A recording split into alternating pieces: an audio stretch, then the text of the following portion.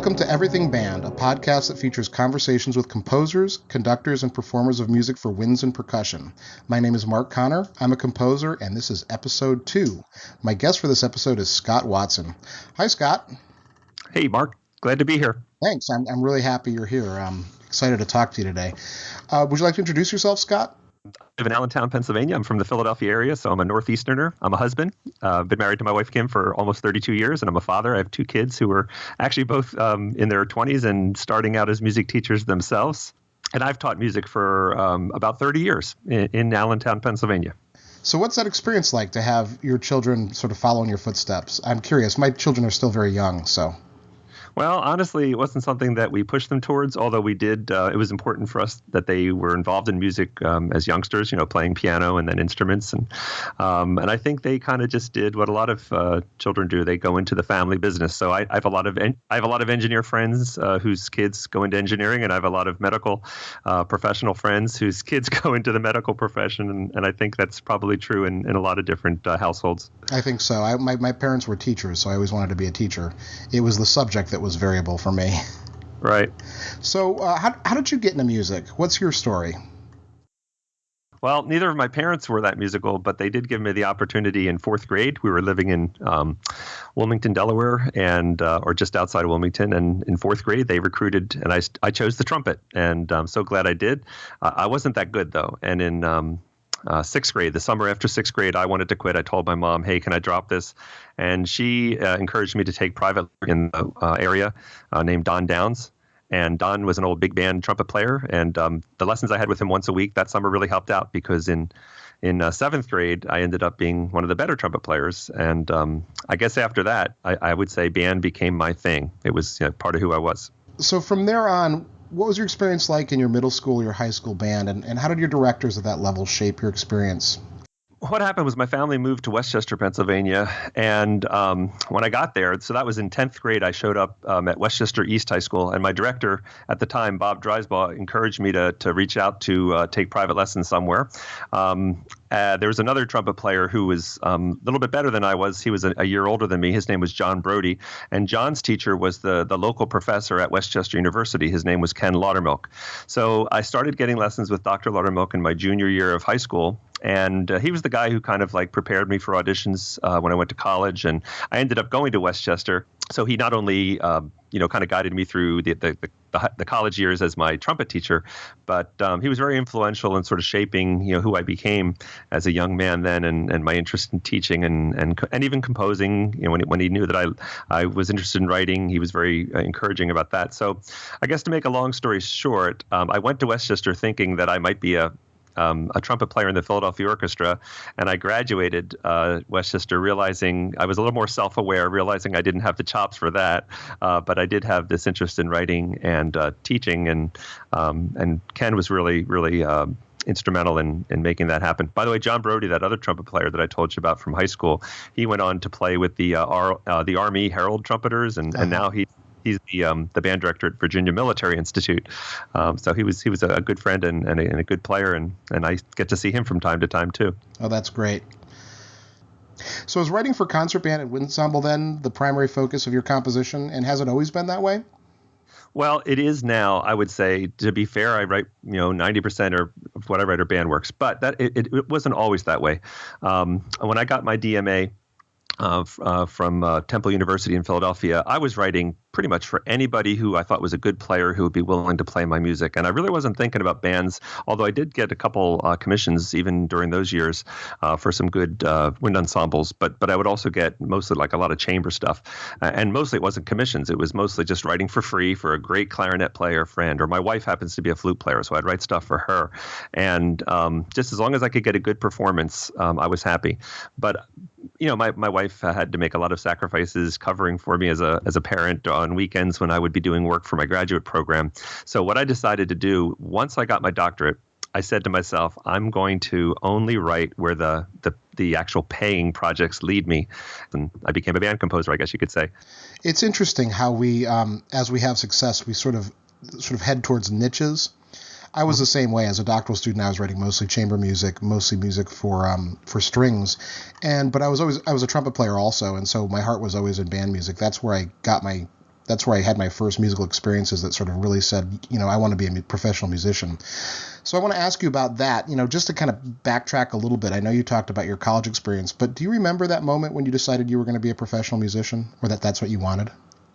It was kind of haphazard in high school. Up until I think the end of my junior year, I was still thinking I was going to be an architect.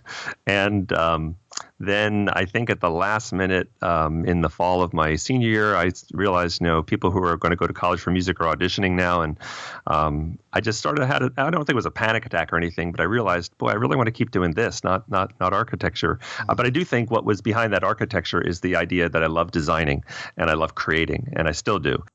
But yeah, I think it was when I was a senior in high school. And I'll say this too, that as a young man, I had very naive, outsized aspirations that reflected somebody who just believed that he could do a lot more than he actually could do. Mm-hmm.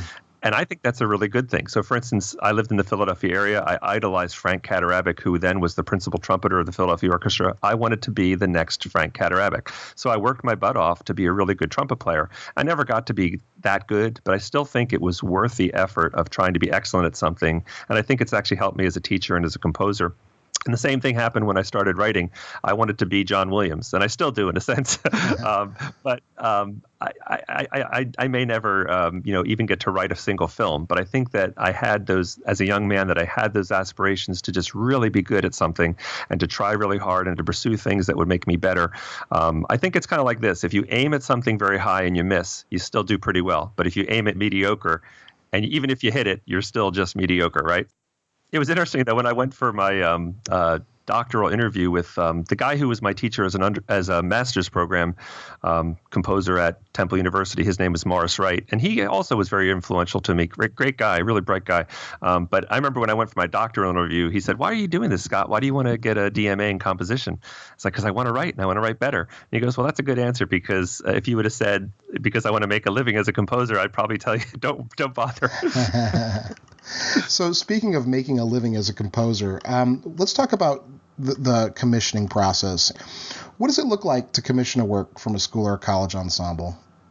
Well, first usually somebody contacts me, and I would say that for about every 4 people who contact me about commissioning me, only one person actually follows through. So it's interesting how there's a lot more interest than there is either money or follow through. I'm not sure what the difference is, but you see, it's very relational. You end up meeting people at whether they're colleagues of yours or whether you meet them at a conference or whether they heard something of yours and saw you at you got to be out there. So I'm guest conducting, say for instance, and then another director that's in the audience might come up. So you make all these, lifetime relationships that are, really fun to meet people and whatnot. And a handful of them will contact you. And then usually what I do is I send them I have a very generic document about the process. And, but it mentions that, the big question everybody wants to know is how much is this going to cost? And so, I just talk about that. It depends on whether it's an easy piece, a grade 1, grade 2, grade 3, the harder, the more difficult of the writing, the more expressive the writing, the more it's going to cost. And the longer the piece, the more it will cost. And so I share with them a scale, but it's just a starting point. And I've commissioned composer friends of mine, and a lot of them are very celebrated, highly sought after composers, whose names I'm not going to mention because of this next statement I'm going to say. But several of them have told me, but let's make this work. We'll make it work. And that's kind of the way I am too. Is there's a fair fee. I try to work with something that can still make me money and be worth my time. But we're all probably into this because we're just interested in creating music for other people to enjoy and perform, and just to get our music out there. It's a lot of fun. It's if you have kids, you know what it's like to see a baby being born, and right. There's nothing that compares to that. But but seeing a piece that you've written being performed is kind of like that in a smaller sense, and it's just wonderful to be part of that process. So I usually try to make it work. Yeah, so you and I were talking a little bit briefly, and I know that we met at Midwest. We had known each other online, but we talked about the Composers in Schools in Concert, yeah. And we'll give Lisa Oman a shout-out through that wonderful organization. So I had a commission through that, a consortium this year for string orchestra, and I know that you had one for band. Should we talk about the consortium process, what it's like to get a group of schools together? Yeah, that was great. And what was nice about that is Lisa Oman, who directs that program, played a role in, finding some bands that don't know about me, some band directors that hadn't heard of me, but she brought a couple my way. I reached out to my network of band director friends. What was neat is, you mentioned Midwest, a group that had performed a piece of mine at Midwest 3 years ago. That was the first band I called, and they were the first one to sign on, and they're a very, very good band. So it was neat to have them kind of like be the anchor band. And then after that, more and more would come out of the woodwork. A combination of people who have commissioned me before, people who had always said they wanted to commission me, but maybe money was a part of the problem. And so a consortium is neat because we had 12 bands that all contributed a small amount. So it ended up working out that, it was able to pay me, but still not have them have to make a huge sacrifice to be part of it. I kind of lost you right at the end there, but I think it's going to be okay because it was just as you were finishing a thought. Okay. So we're probably okay. Yeah, that was great. And, if I could add something else about the consortium. Sure. Yeah, what was also neat about the consortium is that Lisa built into it that a meet the composer component would be part of it, and even if they would choose, have us rehearse the ensemble after the piece was written. So I got to Skype about 8 of the 12 bands that were part of the consortium, have them meet me in the beginning. And even in some cases, the students suggested things like, could you do this, Dr. Watson, in the piece? And so I took notes, and some of those things actually found their way into the music I wrote. And then on the back end, got to hear early rehearsals of this piece that I wrote. The piece I wrote was called Queen Mab, M-A-B, and it's Queen Mab is the queen of the fairies.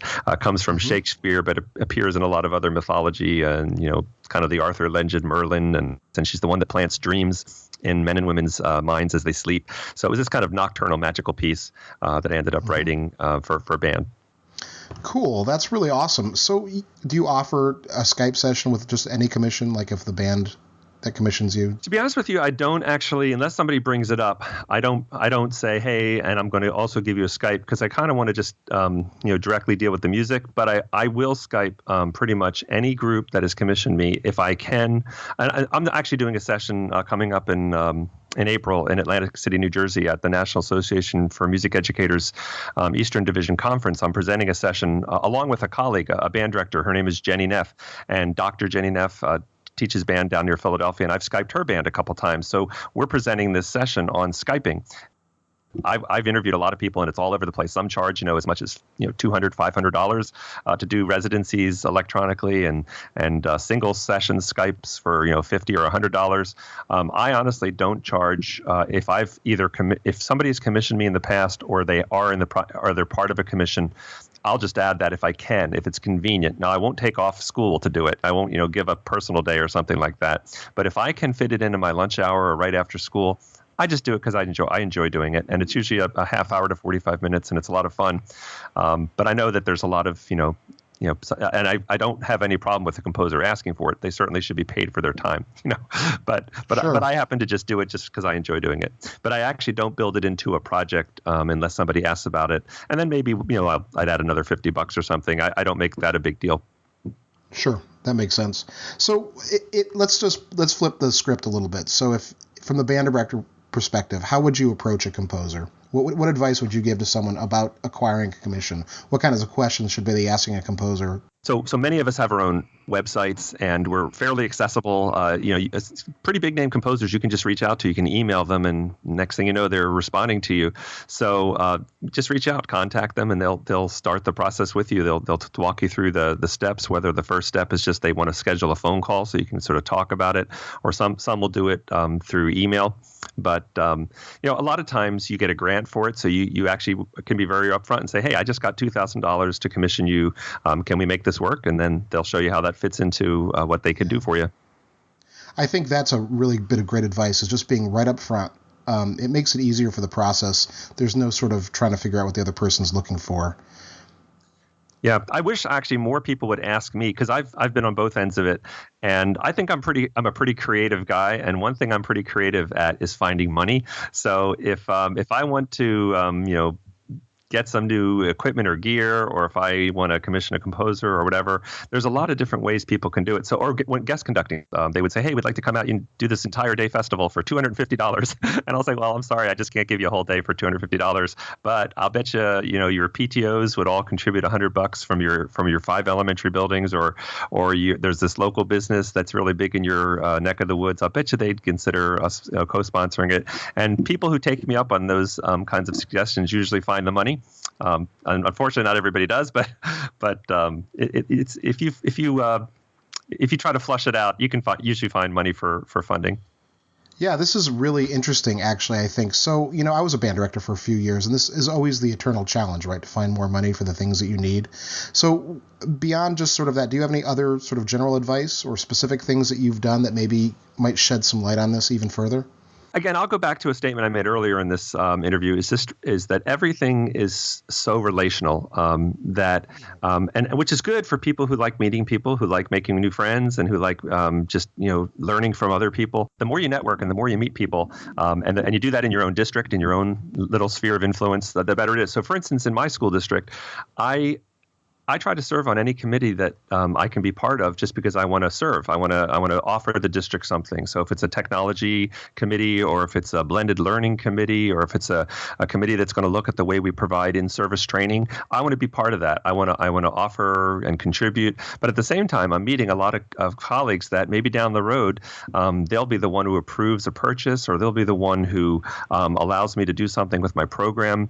So it's good to it's good to build capital, professional capital, with your colleagues, and then usually those investments are not wasted. You'll usually end up being able to see a positive thing. And again, I don't think it's as simple, and I don't look at it as I'm doing something to get something. I'm really I just like the idea of making new connections and and collaborating with other people. Yeah, I think that's terrific advice. I think if you go into a relationship looking for something, then you're not going to get what you're looking for. I think if you approach everything with the point of view that you just want to build relationships, that's where you find success. Okay, so let's circle back a little bit. Want to talk about your conducting experience and your teaching experience, and how you sort of what that looks like for your profile today?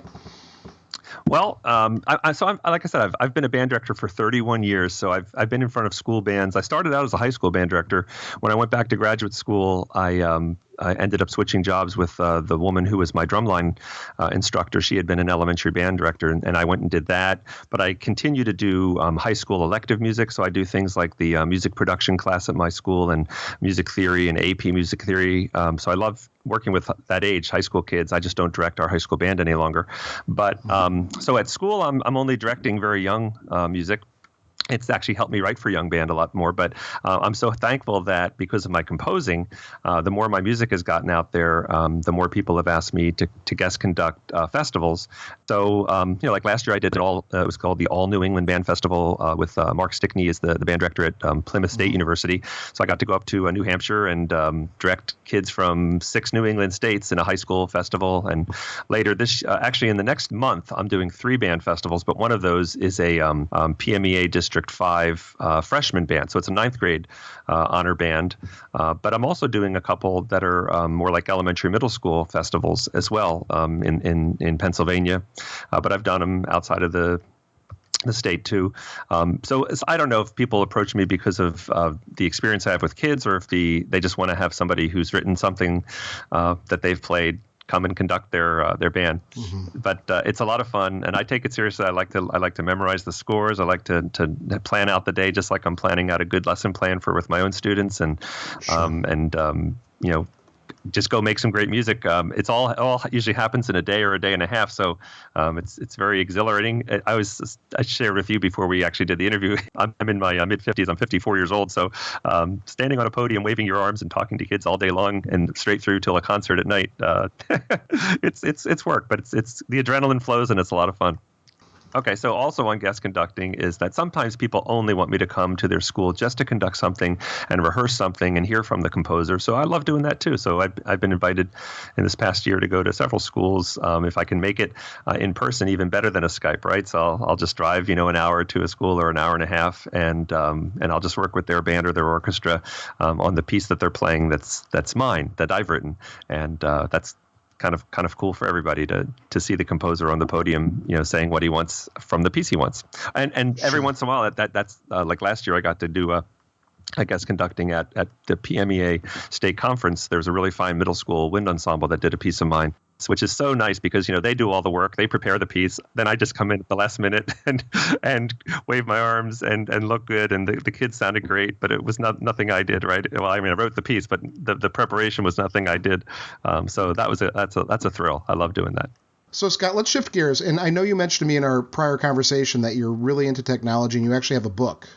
Yes. So I wrote a book called Using Technology to Unlock Musical Creativity. It was published in 2011 by Oxford University Press.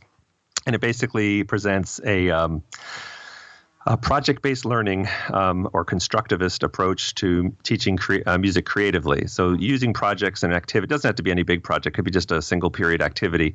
But the idea is that kids, rather than just say only performing or only filling out worksheets and things like that. And I found that kids are very intrinsically motivated if you give them something to create and be part of and take ownership with. So whether it's something simple like choosing certain loops in GarageBand, or maybe it's something much more meta project big like producing a holiday CD at in December and then selling it to the community to raise money for a charity, you're able to teach the stuff you wanted to teach anyway. Whether it's some arranging principles or some harmony principles or how to use programs or how to orchestrate or whatever it is you're trying to teach, the difference between timbre and rhythm and whatever. You can teach all the same stuff you want to teach, but you teach it in these projects and kids just really eat it up, and they work hard to be excellent, not because of the grade, but just because they want an excellent product. And there's a lot of revision that's revising their work and you helping coach them and all that's built into it. But it's more a pedagogical approach. Mm-hmm. That's fascinating. I'm definitely going to have to check that out. So should we talk about composing? Yeah, I'd love to. Since we're both composers. And so I guess we should probably start from the beginning. What's your process for writing a new work? Well, that's sort of evolved over the years. When I first started writing, I think I was a very derivative writer. So I would just try to emulate the composers I like the most, and I played a lot more at the piano. Although I'm not a great piano player, if I had to give advice to anybody who's interested in being a composer, I would say, be really good at a primary instrument. And if that primary instrument isn't piano, then you should also take piano on the side and take it as long as you can. It's a great tool. But I don't necessarily write as much at the piano anymore. But I mentioned my process had evolved, and I guess the way it's evolved the most is that I do so much more what I call pre-composition now than I ever used to. I keep a bunch of sketches. And most of what I sketch never sees the light of day. It's my favorite saying about that is the best way to have a great idea is to have lots of ideas. So absolutely. And that's not my quote. That's Linus Pauling's quote. But anyway, yep. but the one or two ideas that I think have some potential, I'll work with those. I'll explore different harmonic settings and rhythmic gestures that I want to use and chord progressions and whatnot. And I'll do a lot of sketching, and then when I feel like I have enough, that's when I'll start assembling it in software. So I'd go to Finale. I use Finale, but whatever program you use would be fine. And at that point, the writing actually comes pretty fast. So I'll write a piece in a day or two if it's a young band piece. But I've done weeks of pre-composing for that. Or even a piece like Queen Mob, I was able to throw together in a couple weeks, and it's like a grade 5, 8-minute, pretty difficult piece. Has a lot of detail to it, a lot of expressivity. But because I had done so much preparatory work. So I don't know if other people might not call it pre-composition. Part of that pre-composition is literally just thinking about the piece and thinking about the form of the piece and how you want it to unfold and what the what shape it's going to take and how you're going to use certain devices, certain compositional devices to manipulate the listener. My goal is to take the listener on an aesthetic journey, a narrative, like you're telling a story, and you want them to notice certain things. And just like in a story, if you're I don't know, if you're the kind of person I am, very analytical, when you watch like a TV show, you realize as soon as somebody comes on the scene that that person is there for a reason. They're to make the good guy look even better because they're so terrible, or that person is there because they're going to do something. So you start looking at those things almost like devices, and that's kind of the way I write music. I'll think like, well, I'm going to have a giant big silence here because right after that silence is going to be the actual climax of the piece. I led the listener to believe the big climax happened about 30 seconds ago, and they thought that was cool enough. But after I have everybody completely stop playing and then come in even bigger, it's going to blow it's going to make the hair on their head. But I'll do a lot of that before I actually write the piece, and then it's just a matter of sort of assembling the parts. That's fascinating. You have a much different approach, I guess. I do all those things, but I do them in a much different way. So it's always interesting to hear how someone else kind of thinks about it. Mm-hmm. I do think the idea of a pre-compositional plan is essential. I think that's such a difficult thing to learn to do as a young composer. But it's just you have to have any sort of success. I do want to mention the comment about being derivative. A lot of times you hear this a lot about band music, right? That it sounds the same, and you get these sort of criticisms about the genre. How do you feel about that idea? It's a mixed bag because a lot of people could point to John Williams and say, the music he wrote for the Darth Vader's theme sounds a lot like Mars Bringer of War from Jupiter, and on and on and on. So in a sense, he's appropriated music of earlier composers, but I do think John had his own musical vocabulary. And what I mean by that is that I don't care whether I'm listening to the Star Wars films or any of those other kind of heroic films, or whether I'm listening to the music from Amistad or Lincoln or Warhorse, or whether I'm listening to music from Catch Me If You Can. I can always tell it's John Williams in the same way that I can pretty much always tell it's Johann Sebastian Bach. Bach did the same thing for the previous 100 or so years of his lifetime. I mean, he literally copied out the concerti of Vivaldi, or at least some of them, in a way to learn how to write concertos.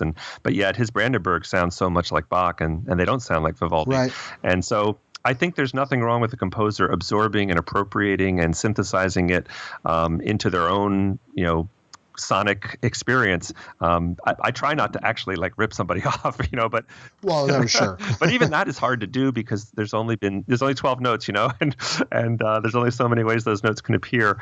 So every once in a while, it's hard to say, hey, that does sound a little bit like something else.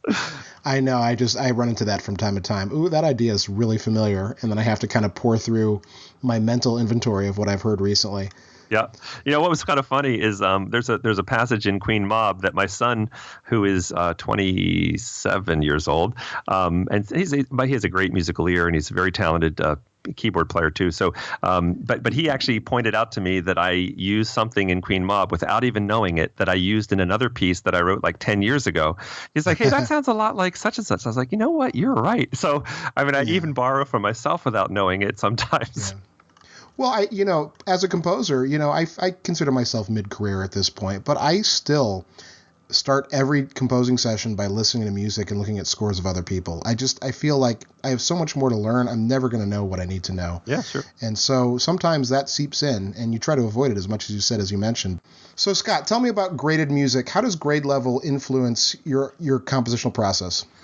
Well, because I am a band director, I think I have an empathy for how limited and precious the time is that directors have with their students, both in small group lessons and then in ensemble rehearsals. And so I'm very careful to write music that's level appropriate. And I think it's a real challenge to write level appropriate music that is efficient for the director to teach, but that still I find aesthetically interesting. I think Michael Kolgras, do you know that composer? A really great yes. Minnesota, I think, or I forget where he is. But anyway, I think it was him who said that he wrote that piece, Church Bells. I think it's intended to be a middle school level piece. And I don't know if it was about that piece or not, but I think the quote was from him about how hard it is to write. It's almost harder to write for young players because of their limitations, their technical limitations, but still to write good music. So that is a challenge. And, part of the reason directors choose certain pieces of music is for, to stretch their players. So, little challenges are okay, but, needlessly difficult pieces of music. Like, so for instance, if you're going to use a syncopation in a piece where syncopation is a little bit of a stretch for kids, use the same rhythm over and over again. Don't keep doing little tiny variations of it so that the director has to teach 5 different versions of that syncopation, maybe 1 or 2 different versions of that. So it's a real challenge, and it's a challenge I enjoy, writing music at all, grade 1, grade 2, all the way up through, high school and university that is aesthetically, satisfying, but still is reasonable for the amount of time directors and students have to prepare. Sure. And there are tricks for every grade level on how to make things sound more difficult than they are or more performable than they are. The grade 1 trick of putting everything at double the tempo so syncopation's actually not syncopated. Right. One of my favorites. Okay. So what general advice would you give to young composers, and then specifically young composers who are looking to write for band? Well, I think what I said earlier is probably the biggest advice. Anytime a student, even a high school student who's had me as a teacher, we've done these creative projects that I referred to in my book. Sometimes they say, "Hey, I want to do this for a living. What's the best advice I can do?" And I'll say, "Do you take private lessons on your primary instrument?" And they'll say, well, "Wait a second. What about like taking composition lessons?" No. Be a really good musician. Be able to express yourself in a really excellent way. You need to be really good. Well, what if I just start taking a bunch of different instruments? And I'll say, no, you need to be really good on one instrument first, right, and then you can worry about all those other instruments. And then if piano isn't that major instrument, I'll say, but that is one I would consider taking lessons at, simultaneously with your major instrument. So be really good on one instrument, take piano, because it's great. It ends up being from the technology end, it's a way you operate and input notes as a composer, and it's just the way the world works anymore. Is keyboards are like a very common MIDI keyboards are very common for using a lot of the technology that's out there. And I guess that would be another thing, is to just get some comfort level with music technology, because it's going to become, and not just music technology, all technology. You might have to maintain your own website. You might have to produce your own podcasts. You might have to Skype into other people's band rooms, and there's a lot of different ways that technology. So for parts of this podcast, Scott and I were having technical issues. There's another part that's going to happen a little bit later where Scott drops out. But here he was talking about using technology and how important it is for young composers. And then we lost a bit of the conversation, and I picked it up. We were talking about the point about learning an instrument very well. Yeah, I think that's really interesting. I just had a conversation with one of my college students, and she was a music therapy major, and she's just a freshman. And for them, they have to do their major instrument, plus they have to learn guitar, and they have to learn piano at a proficiency level. Mm-hmm. And so her complaint was, well, why do I have to do these lessons on my instrument? I'm never going to use it. And I was trying to have that discussion with her, is that's your basic musicianship. That's how you get good enough to be everything you need to be. Yeah. And I think we often overlook that. People think that things that are really important, just come easy, and they don't. Something like studying an instrument from 4th grade until college is just how long it takes. And that's a cool thing about instrumental music, is it teaches tenacity, and it teaches that big picture, not about just me, but I'm part of something bigger than myself. There's a lot of great lessons that are part of studying an instrument. So it's very valuable. All right, so the next question is one that I've stolen from Garrett Hope, who runs a podcast called The Portfolio Composer. Oh, okay. And it's such a terrific question, and that's, what advice would you give to your 20-year-old self? Other than buying lots of shares of Apple stock, I guess one thing, and this is true, I wish I wouldn't have waited so long to write for school bands. So I was teaching about 15 years in the Parkland School District where I teach. And I was completing my DMA at Temple University. All the while, I'm writing all these, chamber pieces, and pieces I'm really proud of too, by the way. But and I got maybe 1 or 2 university wind ensemble performances during that time. But somehow around, like after I taught, more than 15 years, I turned to the idea of writing. You know what it was? I met John O'Reilly, who used to be the concert band editor at Alfred Music. He came to we brought him to my district to do an in-service because we were starting to use the band method that he and Mark Williams co-wrote. So just having lunch with him and finding out that he had also had a very similar career path to me, but he had a similar conversation with John Kenyon. John Kenyon is like this pioneer of writing for school music, and John Kenyon said, you have a perspective, somebody who teaches, music, and you teach fourth and fifth graders, first and second year players or whatever. You can write for these kids in a way that maybe other composers might not think. So anyway, John O'Reilly kind of challenged me the same way, and I think that's that started me down that path, and I ended up getting my first couple pieces published by a big publisher, at least, were through John O'Reilly and Alfred. So I guess I wish I hadn't waited so long to do that.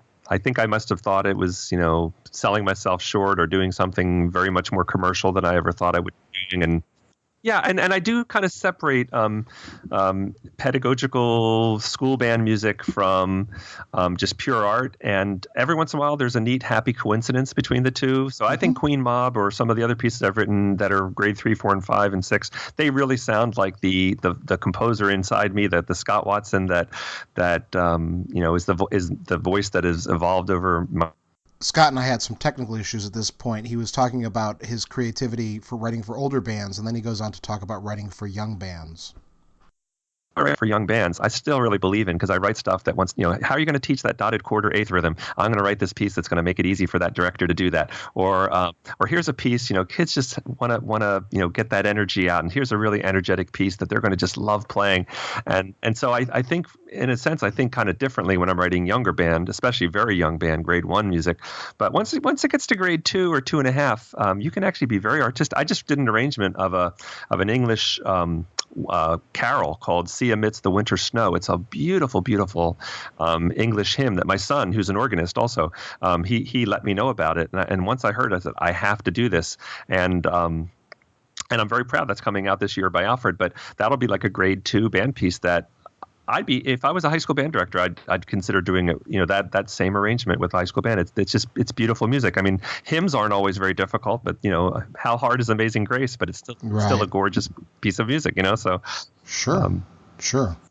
What's your favorite work for wind ensemble or band? You know what? I love Copland's Lincoln Portrait. I love all 20th century symphonists like Bernstein and Barber and Copland. They're my favorite musical voices, in the last several hundred years. And Lincoln Portrait just is powerful. It's got that truly American language that Copland developed out of both his Jewish roots and his interest in jazz. But it all sort of comes together in this language that a lot of us think when we hear it, it's like, that sounds American. And it really does. I love the idea of narration with band. I've done a few pieces like that myself, and it's just a great piece. Is there anything coming up that you'd like to share with the audience? Alfred has a new ensemble development rehearsal book coming out that Chris Bernatas, a colleague, an Alfred colleague, and Peter Boonsheff are both the co-authors of that, but I'm a contributing author. I wrote some chorales for it, and that was a lot of fun, and that's coming out, and I hope it does well, because I think it's a product that there's a neat niche for, and this is like for both elementary, middle school, and high school. It's like that that's that book you have in your folder that you pull out to do scales and chorales and flexibility exercises and stuff. So Chris did a really good job putting it together, and Peter, and I just think I was really honored to be part of it. In the next 3 weeks, I'm guest conducting, like I said, a band festival out near Pittsburgh, the PMEA District 5 Festival. And that's hosted by a composer friend, Dr. Travis Weller. In fact, I'm opening with a piece of his called Jubilant Flourishes. That's what's so cool about being a guest conductor. You get to pick pieces to put in front of kids and say, hey, here's a cool piece that a friend of mine wrote. And so anyway, I'm really happy to be doing that. And I'm doing a couple other, one in Lancaster and one in Reading, Pennsylvania. And then I mentioned I'm doing that session on Skyping, composer Skypes with my friend Dr. Jenny Neff at the NAFME Eastern Division Conference in Atlantic City. And And just the new publications that'll come out this, Alfred usually releases their new catalog sometime in either late May or June. So I have a couple pieces, a piece called Terracotta Warriors that I wrote for the Albemarle County, Virginia Middle School Honor Band. Chinese emperors are buried with like thousands of these statues that are supposed to guard them in the eternity. And so this piece imagines what if but those statues came to life. And there's a marching machine in it, and there's a lot of neat kind of stomping and chanting, and it's got an optional recorder, soprano recorder in place of the first flute at one place, and that's a grade 2.5 piece. So that's an example of an easy high school read or a good solid middle school piece that I'm still very proud of. Even as a composer of grade 2 music, I'm excited about hearing that come to life. That's very cool. Look forward to seeing that and hearing that. So Scott, as we finish up, how can people get in touch with you? Well, my website is www.scottwatsonmusic.com. So that's just my name and then the word music, scottwatsonmusic.com. And my email address is drscottwatson@gmail.com. So you could either go to my website and there's a link to email me there, or you could just email me directly at drscottwatson@gmail.com, at Scott_Watson on Twitter. And be happy if anybody would reach out and say hi. Great. Scott, thank you so much for joining me today and having this conversation. It's been a lot of fun. Is there anything else you'd like to add before we wrap it up? No, Mark, I'm so happy you started this podcast, and it's an honor being a guest on your program. Great. Thanks so much, Scott.